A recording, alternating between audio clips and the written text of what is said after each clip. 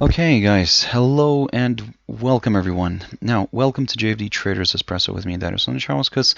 I'm doing this video a little bit later right now again because I've noticed that there were a few issues with the internet connection and of course with the sound. So there were, as I understood, there was no the video got interrupted, and the whole video didn't the one that I did just recently did not have any sound. So let me do this one again correctly, guys, and let me do this one with the sound, and let's go through some of these instruments that I already kind of went through.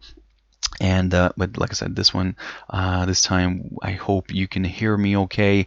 So like I said, I do apologize for the a little late start here, and for the fact that I have to do this video again. So once again, I do apologize for that, but hopefully, like I said, this time it can go smoother. Now, before we jump into the charts, a quick mentioning of or should I say, the risk disclaimer. The content we produce does not constitute investment advice or investment recommendation, should not be considered as such, and does not in any way constitute an invitation to acquire any financial instrument or product. As always, I'll give you some time to read the rest and we can continue.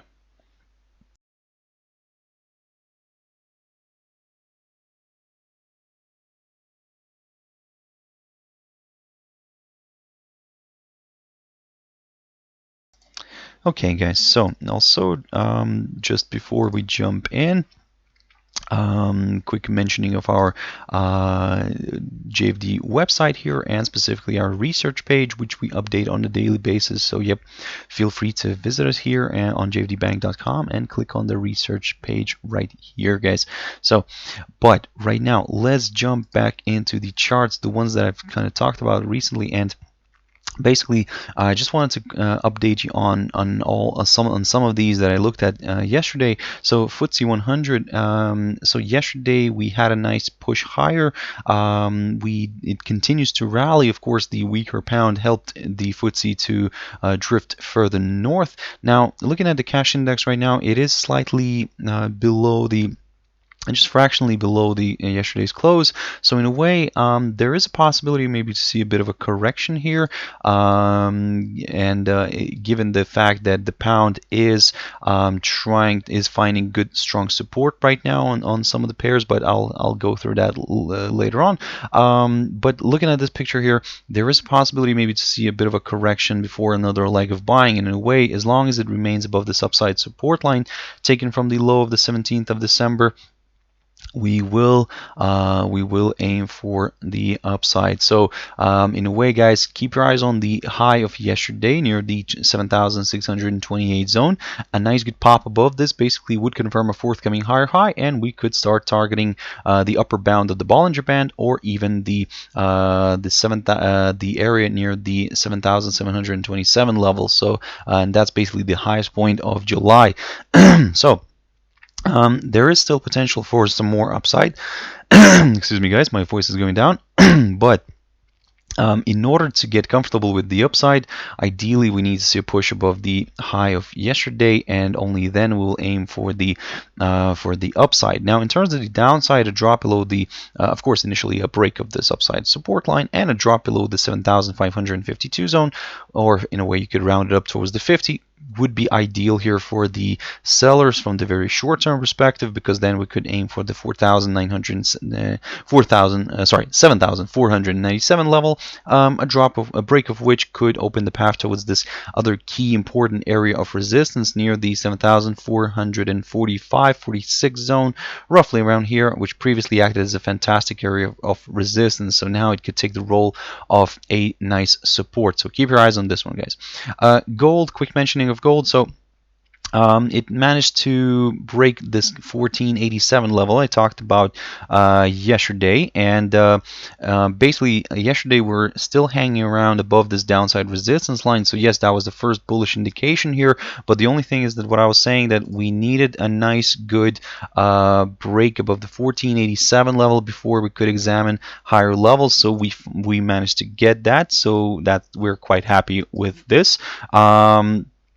But again, for now, be very careful, guys. Still, yes, it did push above the 1487, but let's see if the commodity can travel further north. For now, yes, we will be aiming for the further north. Initially, we'll target the 1494 zone, and then we'll aim for the 1500 level. So that's the psychological level that we're going to be keeping a close eye on soon.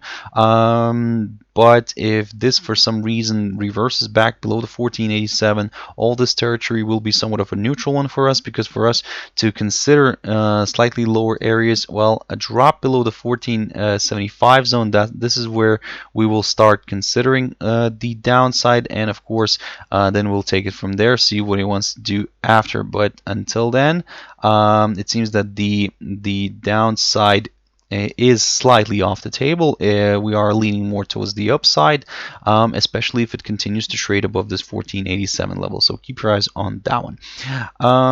Ethereum. Now, I've talked about this one, yes, and basically it is currently stuck in somewhat of a range here, roughly between the 125.70 and the 135 levels. So in this little almost $10 range, in a way, if it drops below the one of the sides, or should I say, if it breaks one of the sides here of this range, then yes, we will consider a further short-term directional move, because a drop below the 125.70 could do the trick here for more sellers, and we could aim for the lowest point of December near the 115.40 mark. Now, we'll keep an eye on the crypto there, and but we will consider these levels only if we see a drop below this 125.70 mark, because until then, the crypto is stuck in a range here, and so we're not doing anything with it. With the upside, pretty straightforward. A push above the 135 mark is required in order to consider a further move higher, towards the 200 EMA initially, and then maybe towards the 145.70 zone, which is the high of the 12th of December. So keep your eyes on that one, guys. So basically the arrow here starts from here, from the breakout of this through the upper bound of the range here. So keep your eyes on this one. Jumping into a few pairs, AUDCAD. So the CAD, the Canadian dollar, was one of the weaker ones yesterday, and the Australian dollar was one of the stronger ones, and that's what the reaction we're having here. So we had a nice rally initially in the first half of the day, the European day, but then it retraced a little bit, so which is quite normal. Found good support near the 0.9082 and pushed back to the, is now trying to push back to the upside. Now, of course, everything's kind of leaning more towards the upside. The only problem here is this key barrier, resistance barrier near the 0.9120. A nice good pop above this could open the path towards higher levels, and then we will aim for the upside. But to be honest, as I've mentioned in my silent video, we need to see a nice good, at least a close of a 4-hour candle before examining a further move higher. So because we don't want to get into the same situation as we did here on the 12th of December. So if we do get that nice good close, then yes, we will aim for higher levels. But if we don't, if we get another false breakout, then it will be tricky a little bit here for the buyers, and the sellers could step in. But the only thing is for us to get to start looking at maybe slightly lower levels. Ideally, a drop below the 0.9082 level, which is the low of yesterday, would be needed. So that's why, guys, for now we will keep an eye on this area. And let me just double check. No, that's one of the intraday swing lows. There we go, the 0.9082. That's an intraday swing low of yesterday. So we'll keep an eye on this one. If we see a drop below it, then yes, we will aim. We will only aim for the 200 EMA initially, near the 0.9043 level, and then we'll take it from there.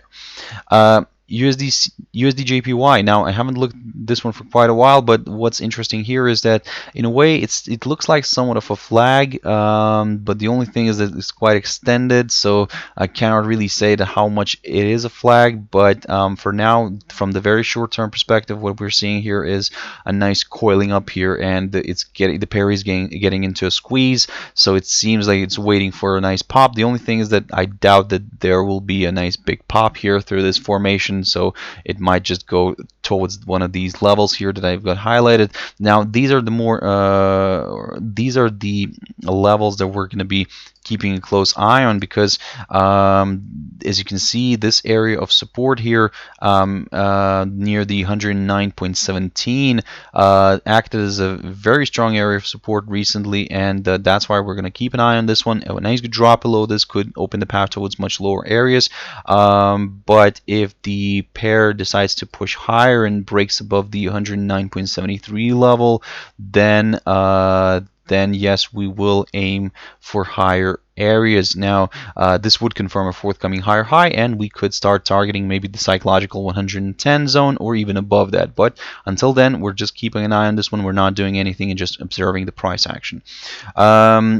GBPCHF now, fantastic rebound from this upside support line taken from the lowest point of August. So I talked about this one recently, and basically I was saying that yes, we could see a further decline, we could see a test of this upside line. We did get that.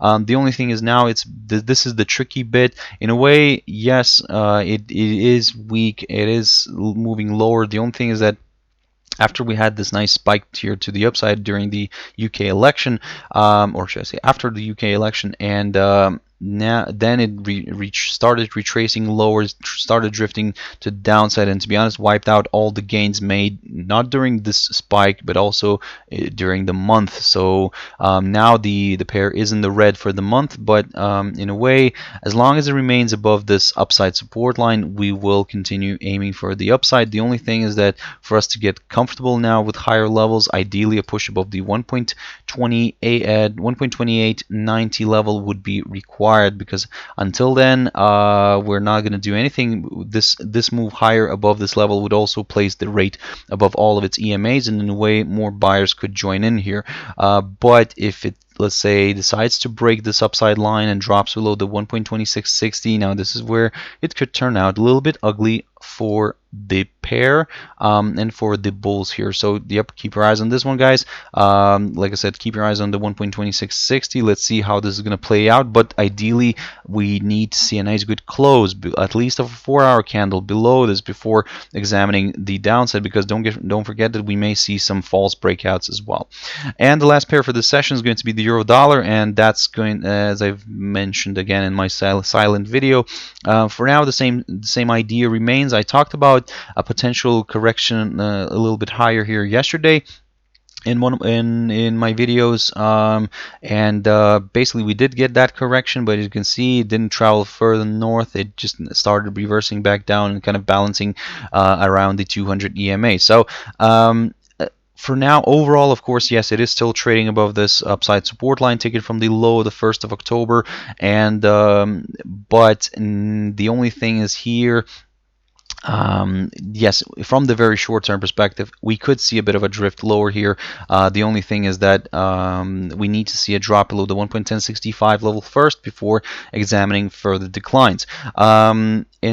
With the upside, we'll take a very conservative approach and wait for a push above the 1.1124 before aiming for higher areas. So that's why, guys, we need to see a break of this downside resistance line first, and then a push above the 1.1124, and then we will aim for the higher areas. Again, until then, it's a very tricky spot here for both the downside and the upside. Yes, we will aim for the lower levels if we see a drop below the 1.1065, but the downside could be limited near this upside support line. So that's why keep your eyes on this one. Be very careful.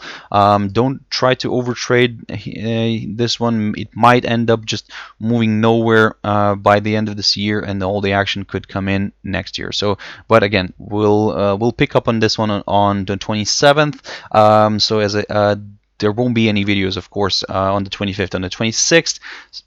So guys, I hope you have a good rest as well. Good, happy holidays.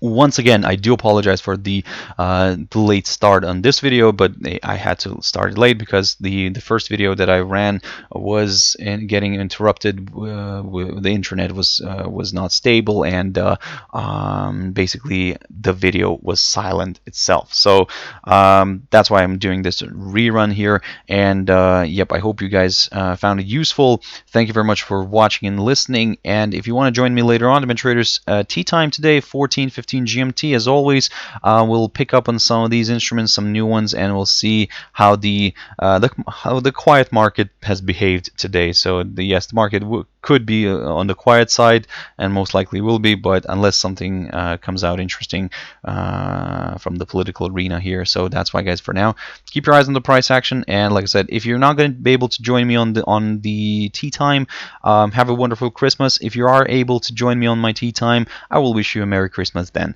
Thank you very much, and bye bye.